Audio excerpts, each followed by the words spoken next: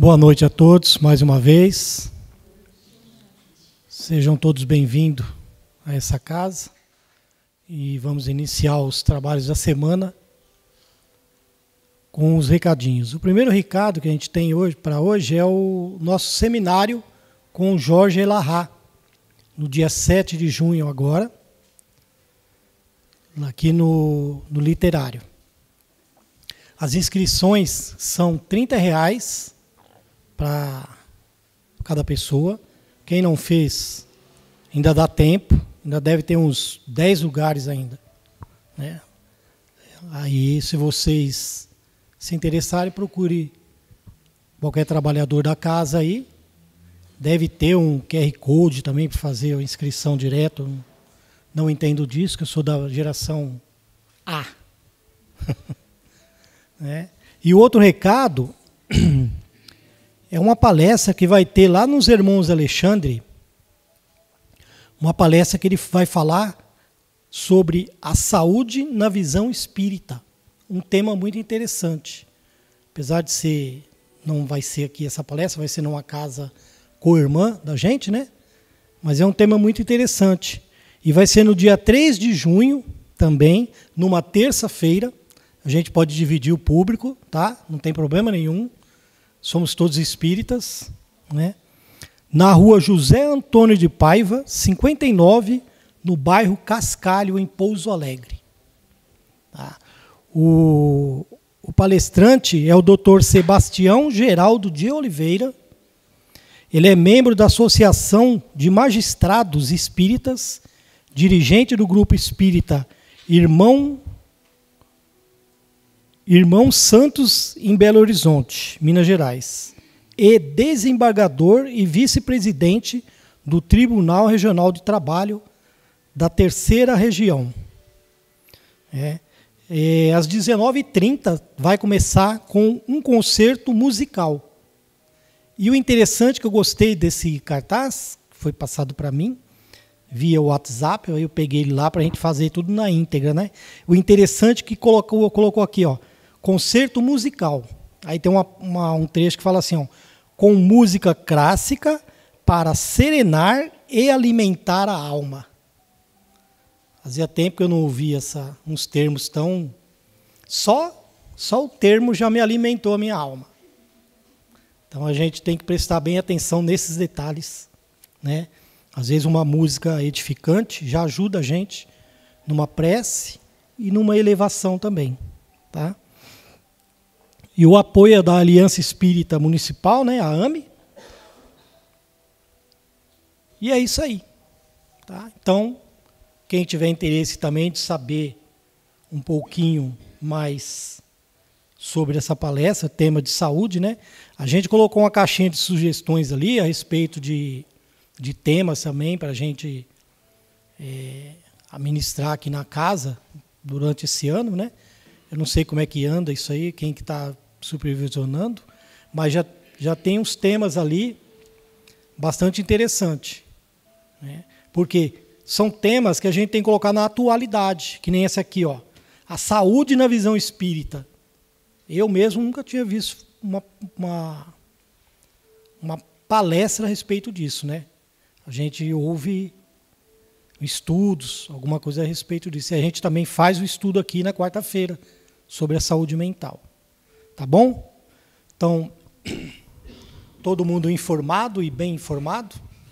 Vamos nos aquietando, serenando nossos corações, aproveitando esses instantes de harmonia em que a espiritualidade está preparando para nós desde as primeiras horas do dia. Agradecendo ao nosso Pai Maior pela dádiva da vida, ao nosso irmão Jesus, que nos mostra o caminho a ser seguido, aos nossos mentores espirituais, que está sempre conosco, nos guiando, nos intuindo, para que nós possamos tomar sempre as melhores atitudes em relação ao nosso aperfeiçoamento moral e espiritual. Pai, esteja sempre conosco, Mestre amado, nos acolhe nesse instante, para que assim possamos levar um pouquinho do que for ministrado aqui para nós e colocarmos em prática diante das nossas situações menos favoráveis e as favoráveis. Obrigado, Mestre, por tudo. Que assim seja. E a palestra da noite vai ser com o Antônio Carlos. Aonde está os teus tesouros? É isso? Hã? O tesouro escondido. É. O meu eu sei onde está.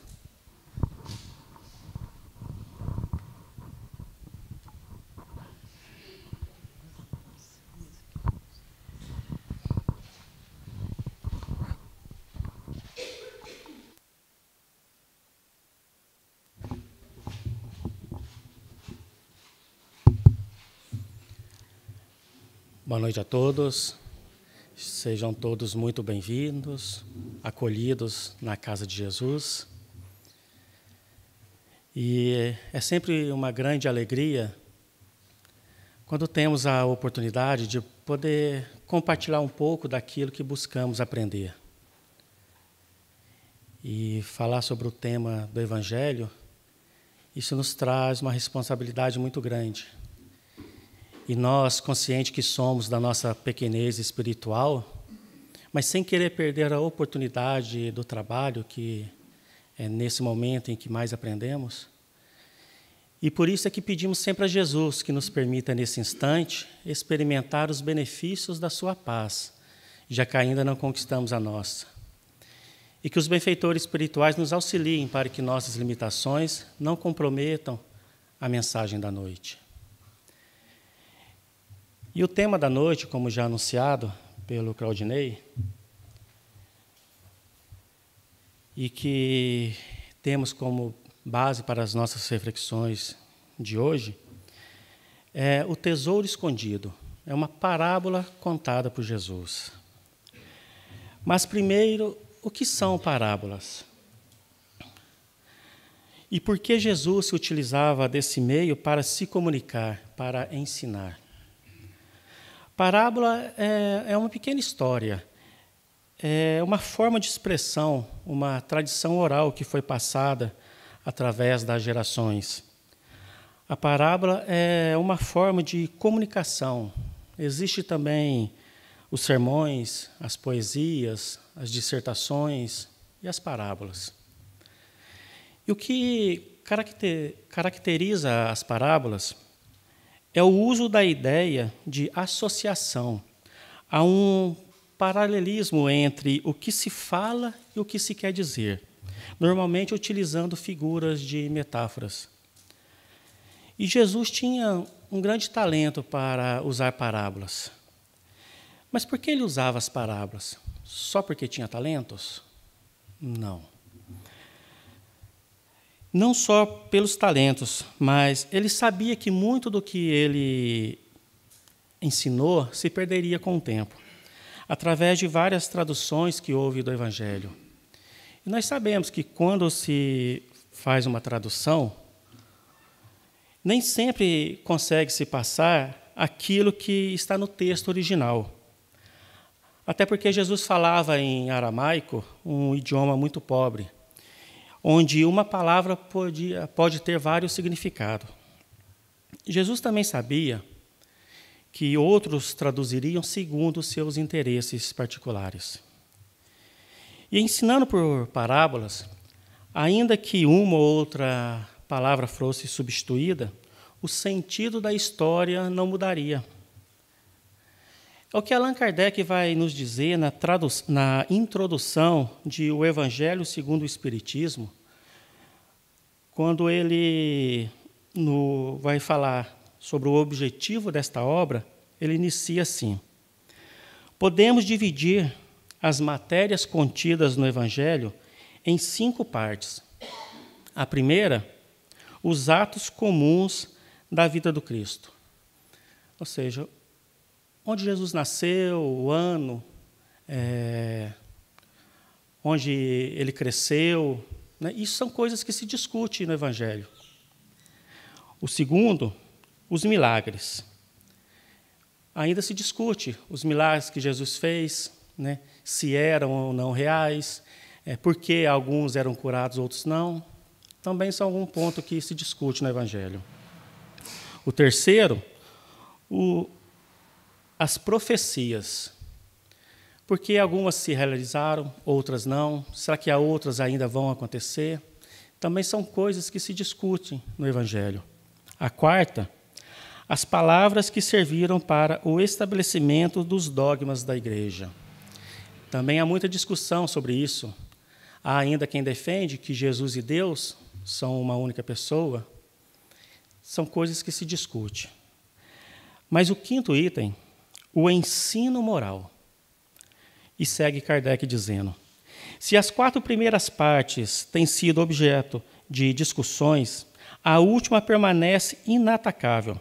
Diante desse código divino, a própria incredulidade se curva. É o terreno em que todos os cultos podem encontrar-se. A bandeira sobre a qual todos podem abrigar-se, por mais diferentes que sejam as suas crenças. Ou seja, independente da crença, quem focar no ensino moral de Jesus, aí não vai ter discussão disso ou daquilo, independente da religião. E as parábolas nos trazem isso.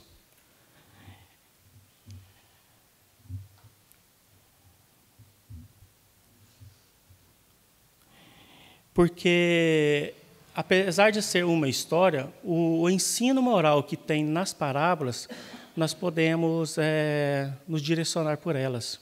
Jesus sabia disso. Por isso ele contava muitas parábolas, porque sabia que não se perderia no tempo. E tanto que chega até nos dias de hoje, e nós podemos, através delas, aprender muito com o que Jesus quis nos trazer.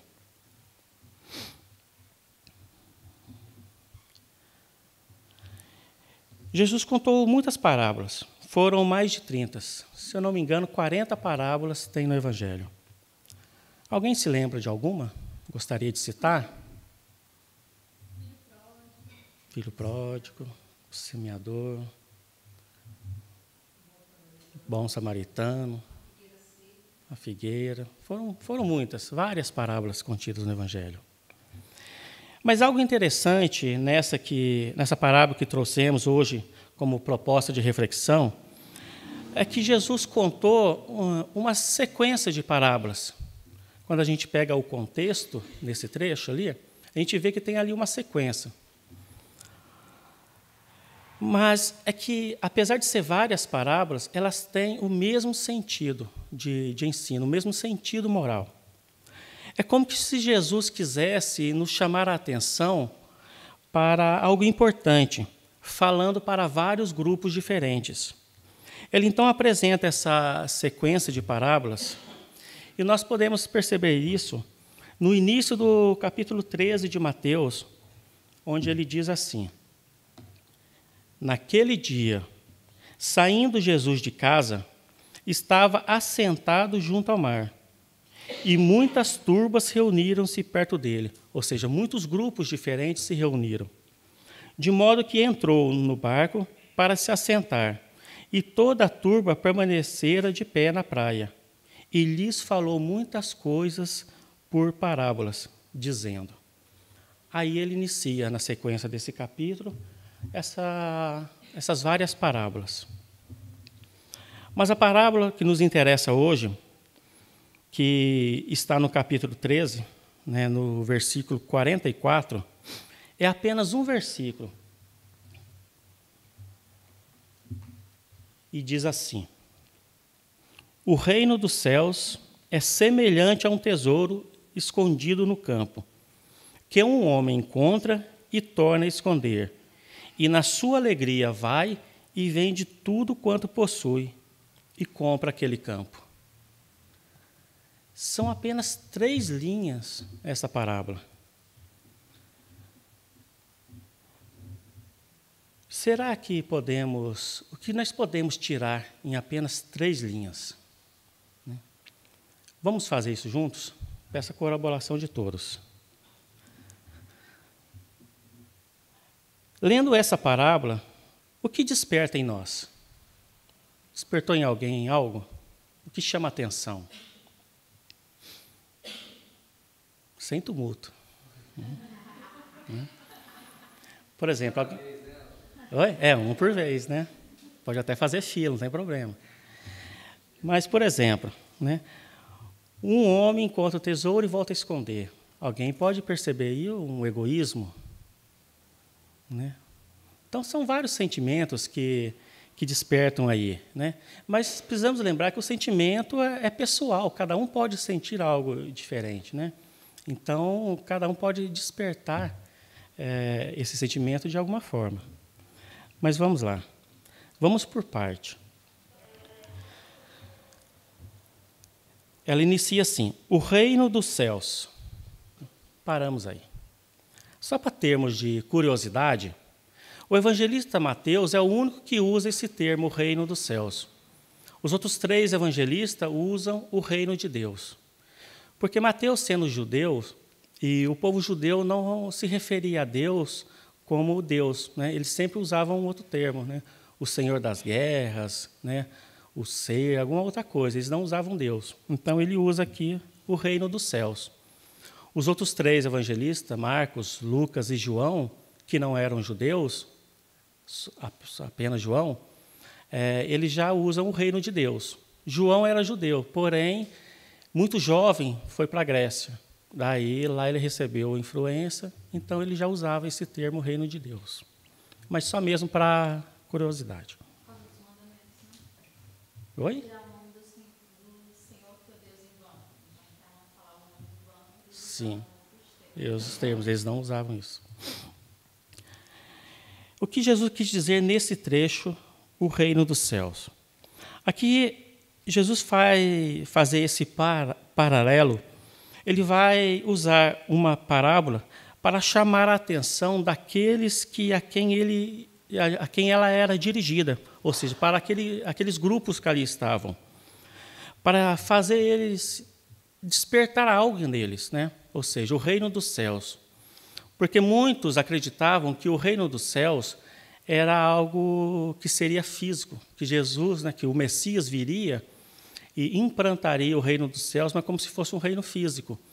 Ou como a gente visita hoje um zoológico, um jardim botânico, né, um templo religioso, eles acreditavam que seria um reino físico, e Jesus vem despertar isso para a humanidade. Um outro trecho. O reino dos céus é semelhante a um tesouro. O que Jesus quer nos dizer com semelhante a um tesouro? Que o reino dos céus, para aquele que encontra, tem um valor inestimável. Na materialidade, quando falamos em tesouro, representa algo caro, algo que desejamos, que queremos conquistar, porque damos uma grande importância. Então, Jesus faz esse paralelo para nos dizer que aquele que identifica, aquele que encontra esse tesouro, é para ele de um valor que vai além do que conseguimos imaginar. Porque, diferentemente dos tesouros mundanos, esse não se perde mais.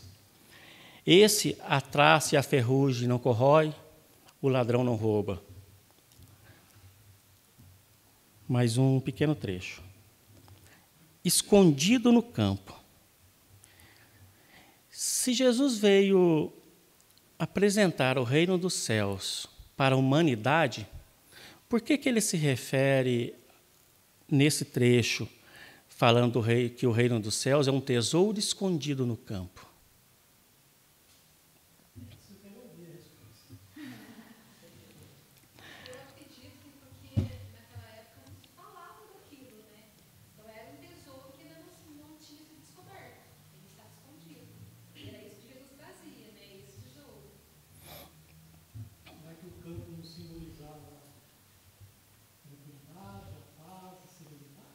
Será? Eu acho que o campo representa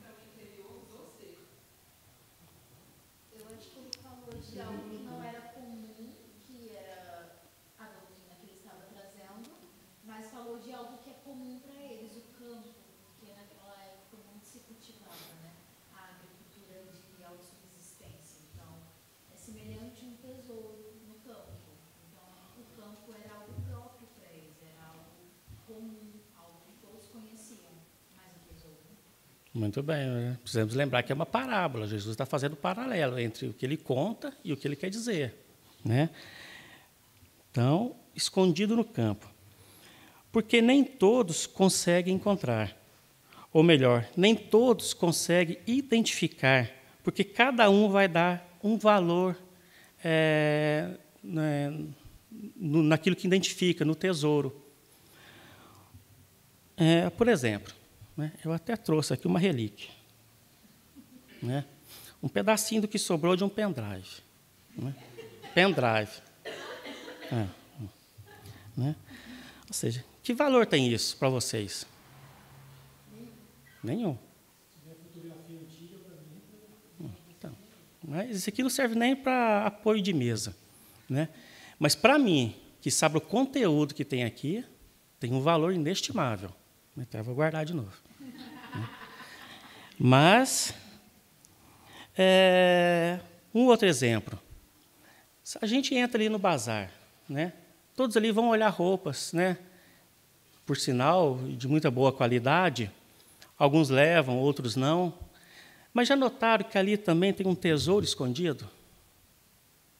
A gente sabe o conteúdo que tem aqui? Nem todos dão o valor, né? Deixam lá. Então, não é que está escondido, é que muitos ainda não identificam, não sabem o valor que está ali. Por isso, permanece escondido. Quando eu li esse trechinho, me lembrei até da história do livro Paulo e Estevão, né, numa passagem, acho que na primeira viagem que Paulo e Barnabé estavam fazendo, né, então, após uma longa viagem, no final do dia, já anoitecendo, eles entraram numa gruta, uma pequena caverna, para se abrigar do frio, para passar a noite. E ali estavam alegres, comentando, conversando, né, falando do tesouro que eles carregavam com eles, né, que eles iam levar para o conhecimento de todos, e era tesouro daqui, tesouro dali.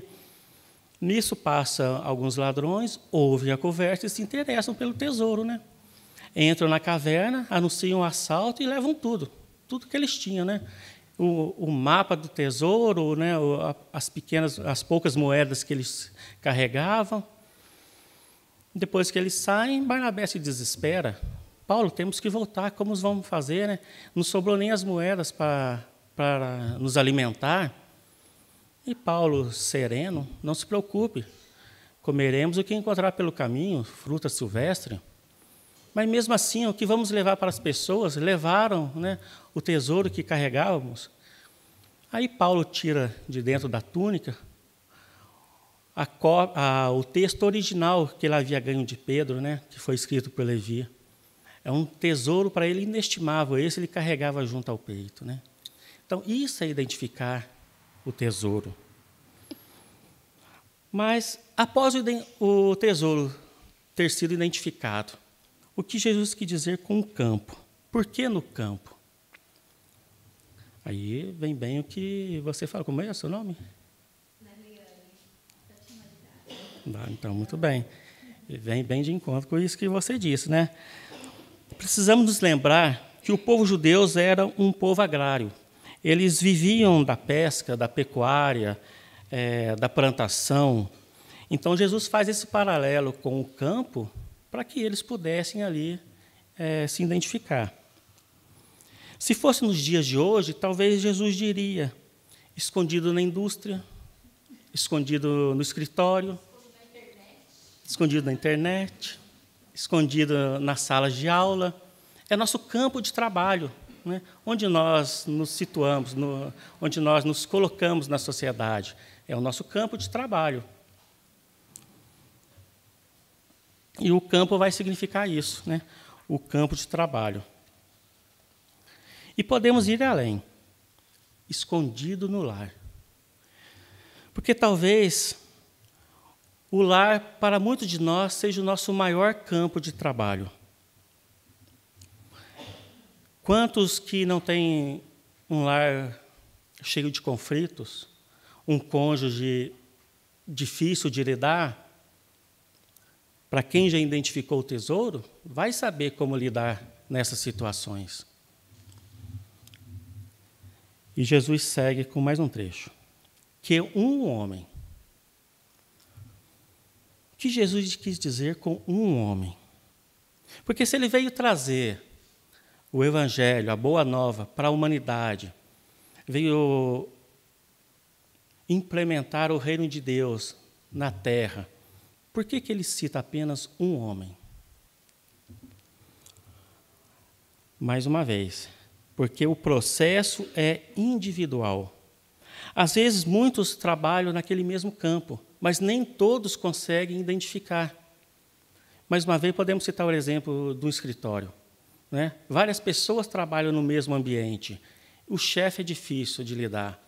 Enquanto muitos estão ali xingando, lamentando, ainda que não verbalmente, mas mentalmente, um que já identificou o tesouro pode fazer uma prece por ele. O mesmo acontece no lar. Às vezes, muitos ali, a família toda faz o Evangelho, mas nem todos tiram daquela reflexão um tesouro para vivenciar durante a semana. Então, por isso, Jesus diz um homem, porque esse processo é individual. Cada um tem a sua época, o seu período de desenvolvimento.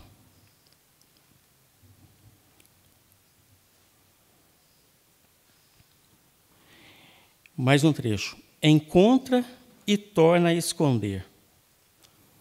O que podemos tirar desse trecho?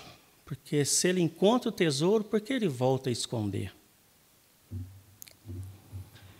Porque quando identificamos uma oportunidade em nosso campo de trabalho, seja no lar, onde for que estivermos inseridos na sociedade, nós não saímos expondo a situação, nós enfrentamos com resignação. As virtudes são conquistadas com resignação, sem lamentação. Por exemplo, aquele cônjuge difícil, vamos voltar ao lar, aquele cônjuge difícil, ele pode ser para nós o nosso personal trainer espiritual. De graça, né? Porque nós procuramos academia para quê? Para fortalecer nosso corpo físico. Mas quem que vai fortalecer o nosso espírito? São aquelas pessoas mais difíceis que convivem conosco. Exatamente. Né? Aquela sogra que vem passar um final de semana em nossa casa, e ali talvez está com Alzheimer, esquece de ir embora, vai ficando dias, meses, anos. É um personal trainer espiritual. Né? Então, precisamos, né, ter em mente esse tesouro para saber utilizar nessas situações. E Jesus vai encerrar essa parábola dizendo: e na sua alegria, vai e vende tudo que possui e compra aquele campo. Quando estava preparando esse estudo, né, quando chegou nesse trecho, eu comecei a refletir, né, o que dizer, né? Na sua alegria, vai e vende tudo que possui e compra aquele campo. Então me lembrei de Madre Teresa de Calcutá. Quem já leu a sua biografia talvez se recorde. Ela, desde muito jovem, já sentiu esse chamado para seguir Jesus. Mas vivia ali no convento e, depois de uma certa experiência espiritual, onde ela passou por uma situação difícil, ela entra desesperada numa igreja e, de joelhos, em frente à imagem de Jesus, começa a orar. E vem em sua mente uma voz que lhe fala no fundo da alma: Teresa, tenho sede. Depois daquele momento, ela nunca mais foi a mesma. Ela deixa aquele convento e funda um outro, onde ela vai dirigir em prol às pessoas mais carentes, aos mais necessitados, porque ela sentiu, ela percebeu que a sede que Jesus sentia era a sede que aqueles mais necessitados sentiam. Não só sede de água, mas sede de amor. E ela dedicou a vida dela a esses mais necessitados. E o que tem isso a ver com, na sua alegria, vai e vende tudo que possui e compra aquele campo? Ela poderia permanecer no convento, enclausulada naquele convento, né, seguindo ali as tradições, sem se comprometer com aquele campo de trabalho. Ou seja, a alegria para ela foi se... Porque muitas vezes a gente pensa que o desapego é desfazer daquilo que a gente possui. E não é isso. Porque se as pessoas possuem algum bem material, ela não precisa desfazer simplesmente para falar que está seguindo Jesus. Ela pode usar daquele bem para utilizar esse bem ajudando o próximo. Então, não é só questão de desapego, mas ela deixa aquela situação em que ela vivia, entre aspas, mais confortável, para assumir aquela responsabilidade naquele campo de trabalho. Ou seja, para ela era uma alegria, porque ela identificou a oportunidade do trabalho diante daquelas pessoas. Agora, para ela foi fácil? De modo algum. Quem leu a sua biografia sabe o quanto ela padeceu, o quanto ela sofreu. Mas precisou que ela se movesse para realizar o que realizou. E qual o sentimento que faz com que a gente se mova?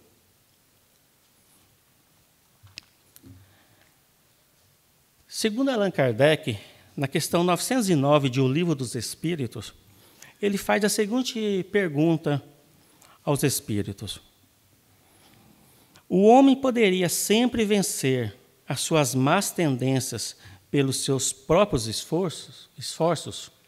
Ou seja, nós poderemos vencer a nossa preguiça, a nossa ociosidade, o nosso orgulho, o nosso egoísmo? É o que Kardec pergunta. E eles respondem sim, e às vezes com poucos esforços. O que lhe falta é a vontade. E segue eles dizendo: ah, como são poucos os que se esforçam. Se Kardec voltasse aqui hoje, ele poderia fazer essa mesma pergunta de uma outra maneira, com os exemplos que temos hoje. Talvez ele perguntasse assim: por que temos na Terra tão poucos Chico Xavier, tão poucos Divaldo Franco, tão poucas Madre Teresa? A resposta seria a mesma: ah, quão poucos de vós têm vontade ou se esforçam. Então depende de nós sabermos identificar esse tesouro e trabalhar nesse campo. Mas eu queria, antes de encerrar, trazer uma história. Na verdade, é uma outra parábola, que essa não foi contada por Jesus. Foi contada pelos rabinos antigos. Dizem os rabinos que havia um rei de um reino muito distante. E esse rei possuía 4 esposas. A 4ª esposa era a que ele mais amava. Ele fazia de tudo para vê-la feliz. Realizava os seus sonhos, atendia os seus desejos.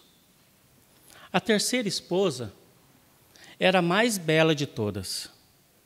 E por conta disso, sempre que tinha alguma festa, era ela que ele escolhia para acompanhá-lo.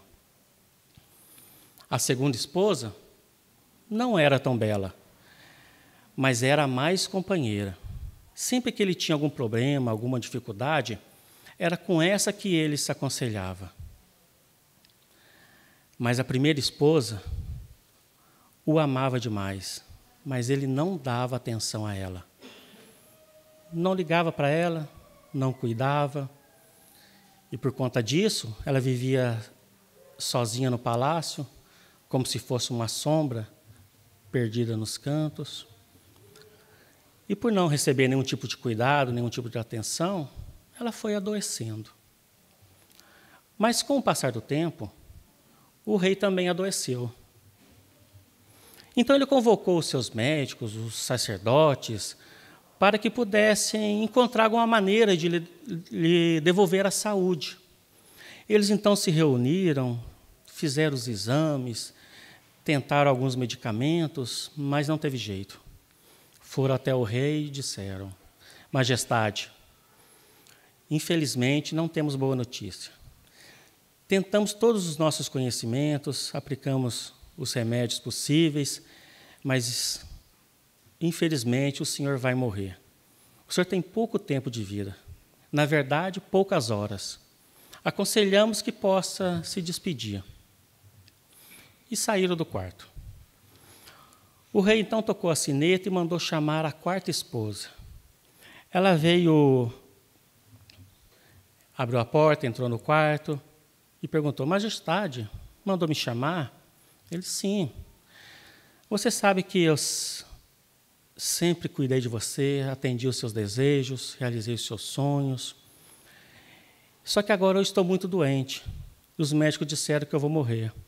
E eu quero que você me acompanhe. E ela disse: de modo algum. E eu te acompanhar? Eu não, eu sou deste mundo. Neste mundo vou ficar. E saiu do quarto. Então ele mandou chamar a terceira esposa. Ela veio, abriu a porta, entrou no quarto, toda sorridente, né? Alegre, sorridente. Majestade, mandou me chamar? Vamos a alguma festa? Não é bem isso. Você sabe que eu sempre te levei para todos os lugares. Só que agora estou muito doente e os médicos disseram que eu vou morrer. E eu quero que você me acompanhe. Ela: de jeito nenhum. Eu sou daqui e aqui eu vou ficar. E tem mais, se você morrer, imediatamente eu arrumo outro. E saiu do quarto. Então ele, já sentindo a morte se aproximar, mandou chamar a segunda esposa. Ela veio, entrou no quarto, viu o rei ali largado na cama, correu para auxiliá-lo, pegou um travesseiro, apoiou a cabeça, buscou um pouco de água fresca. Majestade, o que houve com você? Está tão pálido. É que eu estou muito doente e os médicos disseram que eu vou morrer. E você sempre foi minha melhor companheira e eu quero que você me acompanhe também nesta viagem. E ela disse: você sabe que eu sempre fiz tudo para te ajudar e vou continuar fazendo, mas com você agora eu não posso ir. E saiu do quarto para chamar os médicos. O rei, sentindo a morte se aproximando, sentindo a vida se esvair, foi fechando os olhos devagar. Quando sentiu nas suas mãos, tocar em suas mãos, uma mão magra, fria, com dificuldade ainda abriu os olhos e percebeu que era a primeira esposa. Então disse: é você? Eu até ia te chamar, mas fiquei com vergonha porque nunca te dei atenção. E ela disse a ele: mas nem precisava me chamar. O tempo todo eu estava aqui ao seu lado, eu ouvi as suas conversas. E quero te dizer que eu também estou muito doente e eu vou te acompanhar. Os dois então começaram a chorar, se abraçaram, ali deitados na cama, chorando. Nisso a porta do quarto real se abriu, foram entrando os médicos, o sacerdote, as outras esposas, mas já era tarde. Os dois estavam mortos. É assim que os rabinos entendem que a vida seja. Porque para eles, todos nós somos reis de 4 esposas. A quarta esposa é o nosso corpo físico, que nós fazemos de tudo para agradar, atendemos os desejos, realizamos as vontades, mas quando chega a hora da nossa morte e queremos que o nosso corpo físico nos acompanhe, ele diz: não, eu sou daqui e aqui eu vou ficar, e o nosso corpo vai ficar. A terceira esposa são os nossos bens materiais, aqueles aos quais nós nos adornamos, que nós gostamos de ostentar para as pessoas. E quando chega a hora de atravessar a fronteira da morte e queremos que nossos bens materiais nos acompanhem, só que eles não vão nos acompanhar, porque eles são daqui e aqui vão ficar. E assim que a gente morrer, eles vão para a mão de outros. E o máximo que dá para fazer é assombrar. A segunda esposa são os nossos familiares, aqueles que nos amam, que nos cuidam, que estão conosco nos momentos mais difíceis. Mas quando chega a hora da nossa morte, eles também não podem nos acompanhar. E o máximo que eles podem fazer é nos enterrar e chorar pela nossa ausência. Mas a primeira esposa é a síntese daquilo que fazemos com os nossos sentimentos. O que nós identificamos e trabalhamos no campo é o que vai construir o nosso sentimento e é o que vai nos acompanhar para o outro lado da vida. Como estão os nossos sentimentos? Está adoecido porque não damos valor, não cuidamos, não damos atenção? Ou já aprendemos a identificar esse tesouro e trabalhamos esse sentimento a cada dia, a cada oportunidade que temos, seja onde for que estejamos inseridos na sociedade, no trabalho, na via pública, em nosso lar. Que nós possamos, meus irmãos, identificar esse tesouro e saber trabalhar em nosso campo os sentimentos, para que eles possam nos acompanhar em melhores condições. Fica para nós a reflexão da noite. Vamos ao passe.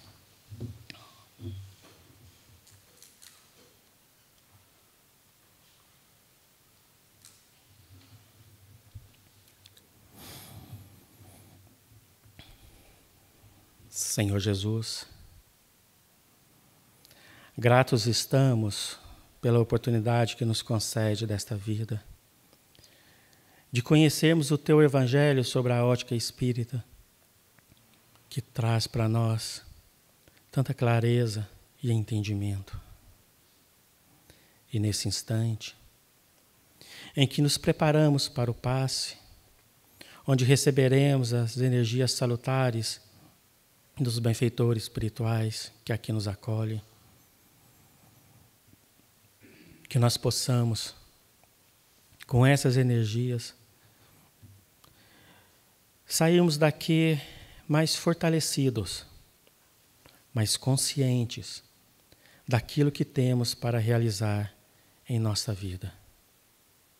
Que nós saibamos, Senhor, identificar esse tesouro que Tu nos ofertou. Que nós saibamos abraçar esse campo de trabalho e poder realizar a grande mudança que Tu esperas em nós mesmos. Permaneça conosco, Jesus. Nos envolva em Sua paz e Seu amor. Assim seja.